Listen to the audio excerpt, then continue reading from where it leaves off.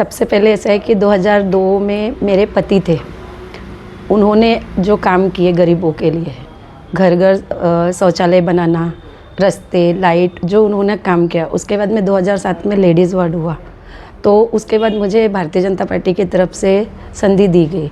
उसमें उनके जो बचे हुए काम थे, उनके एजेंडे पे मैंने वही काम किया 5 सालों में। उसके बाद धंतोली जोन सभापति रहने के बाद अपने जो चुनाभट्टी वार्ड था पहले मेरा, वहाँ का जो विकास किया, जैसे वहाँ बचे हुए घरों में सुलभ शौचालय, रमाई आवास योजना अंतर्गत घर लोगों को घर बनाने के लिए पैसे, लाइट की व्यवस्था, नल की व्यवस्था, रास्ते, आई ब्लॉक लगाने, ऐसे जो मेरे पति के छूटे हुए काम थे उसको 2007 में मैंने पूरा किया। उसके बाद 2012 में भी आप फिर से चुनाव लड़े और फिर से एक बार चुन कर? नहीं, 2012 में फिर मेरे मिस्टर रहे, तो जो हमारे काम थे तो फिर उन्होंने पूरा किया। उसके विपरीत उन्होंने और ज़्यादा काम किया। तो जैसे मुख्यमंत्री निधि से उन्होंने काम किया और अपने कॉरपोरेशन के फंड से काम किया, तो उन्होंने जो 5 साल में काम किया, तो फिर उसके बाद में फिर 2017 में लेडीज़ वार्ड हुआ, तो फिर मुझे फिर से संधि दी गई। तो उसमें जो भी काम थे हमने वो काम पूरे किए। माननीय मुख्यमंत्री निधि से बहुत सारे काम हमने घर घर तक स्लम एरिया में बहुत ज़्यादा डेवलप किया है। और लोगों को कोरोना जैसे काल में जब लोग घर से बाहर नहीं निकलते थे, तो मेरी फैमिली के साथ भारतीय जनता पार्टी के कार्यकर्ता, मेरे पति, उनके साथ में जुड़ के जितनी समाज सेवा हमको होना था, मतलब जनता तक हमने उनके दुख सुख में पहुंचना था, वो कोरोना काल में हम लोग पहुँचे। वहाँ उनको अपनी सेवाएं दी कि 2 टाइम नहीं तो 1 टाइम उनके घर में खाना पहुँचना चाहिए। ऐसे बहुत सी हमने ने भारतीय जनता पार्टी माननीय मुख्यमंत्री जी के नेतृत्व में जो आदेश दिए गए, मैं मेरे पति के बच्चों के पीछे, कार्यकर्ताओं के पीछे वो करती रही। और जो वार्ड का विकास था वो तो आप लोग खुद ही जाके देख सकते हो कि 2002 से 2002 के पहले की स्थिति, 2002 के बाद की स्थिति और आज की स्थिति। आज की तारीख में हमारा जितना यहाँ पे 7 यानी पूरे प्रभाग को मिला के 11 से 12 स्लम एरिया हमारे यहाँ है। वो स्लम एरिया में हमने लोगों को सबसे ज़्यादा एजुकेशन का बेनिफिट दिया है, क्योंकि गरीबों को शिक्षा का बहुत तकलीफ जाता है। तो जब मेरे पति मिनिस्टर थे बांधकाम, तो उनके वजह से हमको वो मंडल के बारे में जानकारी मिली, उसमें क्या बेनिफिट है जब हमको पता चला, तो हमारे यहाँ के स्लम एरिया में मेरे पति के पीछे भारतीय जनता पार्टी के बैनर के नीचे मैंने भी वहाँ तक गरीबों को वो फैसिलिटी दिया और आज भी उनको दे रहे हैं। और हमारा एक ही एम है कि गरीबों को फैसिलिटी मिलना चाहिए। 2022 के बाद नागपुर महानगर पालिका में प्रशासक थे, उस दरम्यान कौन कौन सी कामें होना चाहिए था, मगर वो कुछ कामें हुई नहीं। 2022 के बाद में जो चुनाव होने वाले थे, जो स्थगित किए गए और प्रशासन लागू हुआ, वहाँ पर आम जनता को बहुत ज़्यादा तकलीफ़ों का सामना करना पड़ा। अब जैसे अगर किसी के घर में एक घर टूट गया है या उनके घर में सरकारी संडास टूट चुका है, जो बेचारे जा नहीं सकते, तो पहले ऐसा था कारपोरेटर के मार्फत एक फाइल बनाए काम हो जाता था। बट प्रशासन लागू होने के बाद से वो लोगों को सोए मिलना बंद हो गया, पानी की अस्त व्यवस्था हो गई, लोगों के घरों में गड्ढे भरे रहते थे, तो वो साफ़ करने में प्रशासन बिल्कुल टालम टोल करते रहता था, उनका ध्यान नहीं देता था। ये प्रशासन की वजह से कुछ लोगों को बहुत ज़्यादा तकलीफ़ों का सामना करना पड़ा। अभी अगर आपको फिर से एक बार संधि देती है, तो फिर कौन कौन से ऐसे काम हैं आप जो करना चाहोगे?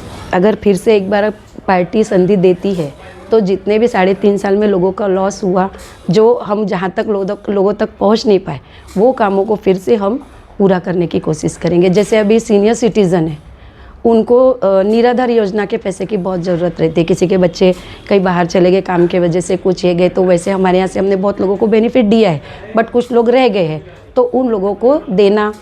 और जो बिजली पानी का जो काम रह गए वो करना, बच्चों को एजुकेशन का, मेन म्हणजे एजुकेशन का बेनिफिट देना।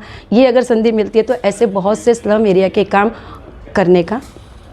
स्लम एरिया में एक जो पट्टे वाटप का भी ये प्रभाव में बहुत सारा समस्या है, तो उसके बारे में क्या कहना? देखिए, अभी पिछले बार मेरे पति ने पट्टे वाटप माननीय मुख्यमंत्री जी के पीछे लग के उस कार्यक्रम को फॉलोअप लेके सहकारी नगर बस्ती में पट्टे वाटप का काम किया।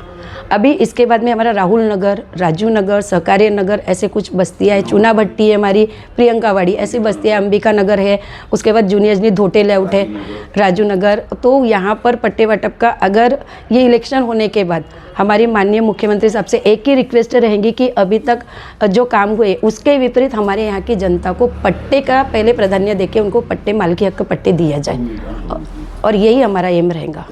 पी की घोषित की गई थी, तो हमारे माननीय मुख्यमंत्री साहब ने खुद कोर्ट में जाके सुप्रीम कोर्ट से वहाँ पे खड़े होके उन्होंने पूरे डॉक्यूमेंट रेडी करा के झुड़पी जंगल का जो विषय है उसको क्लियर करके लाया। और आने वाले कुछ दिनों में उन जो बस्ती जंगल झुड़पी की जगह में बैठी है उनको भी मालकी हक के पट्टे दिए जाएंगे। ये हमारे माननीय मुख्यमंत्री साहब का आश्वासन है और इनको उनके साथ हम पूरा करेंगे, ये हमारा वादा। और इसी के साथ मैं आपको ये भी बताना चाहूँगी कि माननीय मुख्यमंत्री की निधि से 10 करोड़ रुपए के काम हमारे एरिया में सैंक्शन हुए हैं, जो बहुत जल्दी उनका भूमि पूजन लेके बाकी सुविधाओं की व्यवस्था हम लोग कर रहे हैं। 10 करोड़ के कामों में लाइब्रेरी और बैडमिंटन कोर्ट ऐसे बहुत सारे काम हैं, लेकिन आचार संहिता लगने की वजह से ये काम को यहाँ पे स्थगित किया गया है। जैसी आचार संहिता ख़त्म होती है ये कामों की शुरुआत हो जाएंगे। जनता आपकी तरफ देखकर एक महापौर का उम्मीदवार है करके इस तरीके से भी चर्चा आ रही है। अगर पक्ष ने संधि दी महापौर बनने के लिए, जो पक्ष का आदेश होगा वही हम मान्य करेंगे, यही मैं आपको बताना चाहती हूँ। मैं हमारे यहाँ की जनता से एक ही नम्र विनंती करना चाहूँगी कि माननीय हमारे मुख्यमंत्री साहब भारतीय जनता पार्टी के बैनर के नीचे उन्होंने जो स्कीम लेके आए हैं, गरीबों से लेके हर किसी को जो स्कीम का उन्होंने फ़ायदा दिए हैं, और उनके फ़ायदे के जगह हम उनके जगह पहुंच के जो जनता को हमने जो फ़ायदे दिए हैं, तो मैं हमारे यहाँ की जनता से एक ही विनंती करना चाहती हूँ कि भारतीय जनता पार्टी के इस प्रभाग से जो भी 4 उम्मीदवार दिए गए हैं उनको भारी मतों से चुनकर लाकर विजय बनाए। मैं बस यही आह्वान करना चाहती हूँ, क्योंकि हमने जिन योजना का लाभ उनको दिया है उनके भरोसे पे ही हम जनता से वोट मांगने जाएंगे कि हम आपकी सेवा में खरे उतरते हैं, तो हमारे भाजपा के 4 उम्मीदवारों को भरपूर मतों से विजय बनाइए।